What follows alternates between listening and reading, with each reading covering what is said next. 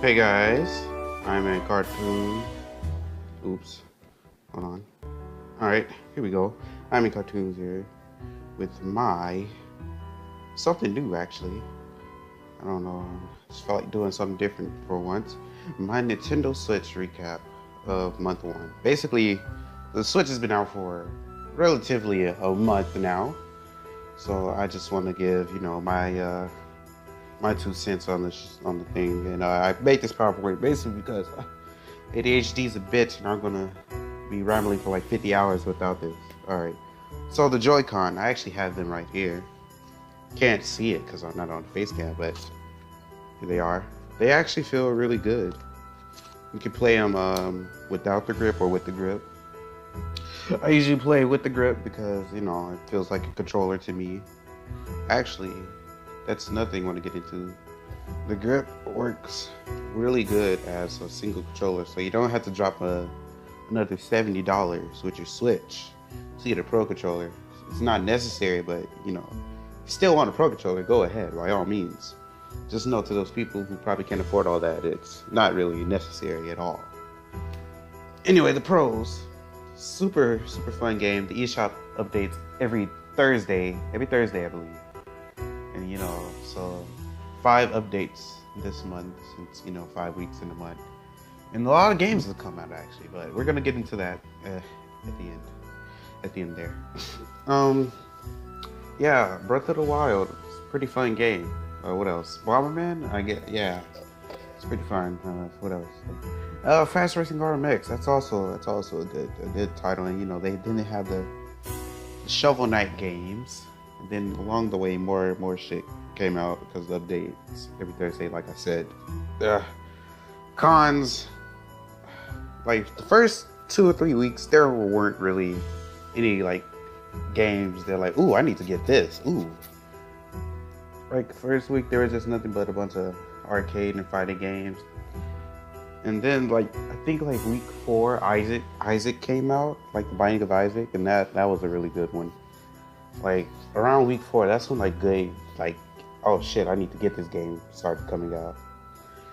Another thing is there aren't really that many features. Like the only thing you can do on your Switch is play games and post screenshots to Twitter.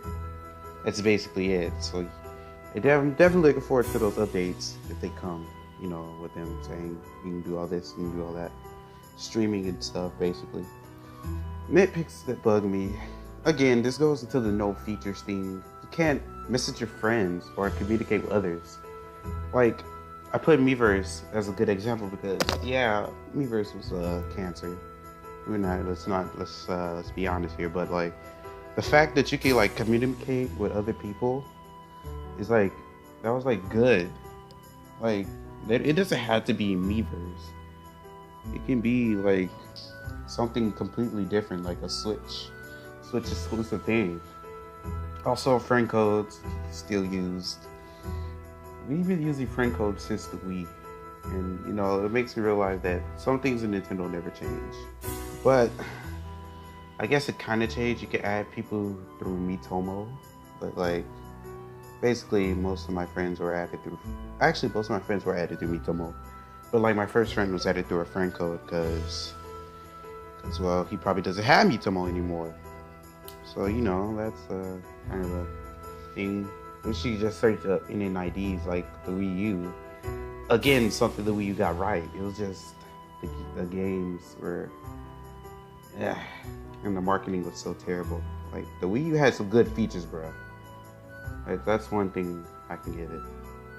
But anyway, this isn't about the Wii U. This is about the Switch. And my overall thoughts. I do recommend more AAA games. Splatoon 2, ARMS, Mario Kart next. Actually, Mario Kart's coming out next month. Wait, hey. Yeah, I'm gonna be on that. It's still very enjoyable console. It really is. Like, they don't have much, but what they do have is it's pretty good now. Like I said, there's like I listed like 15, no, like 10. I think like 8 or 9 games good. Like Shovel Knight.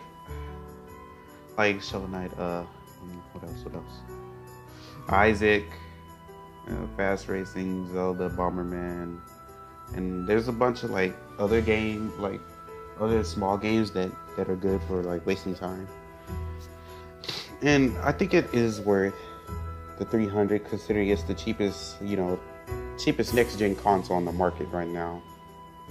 Granted, yeah, PS4 has more games, Xbox One has more games, but this thing just launched, so and for it to launch at 300, that's like mind blowing. So yeah, and that's it for this little thing. So tell me if you want me to do this next month. Peace. I'm in cartoons.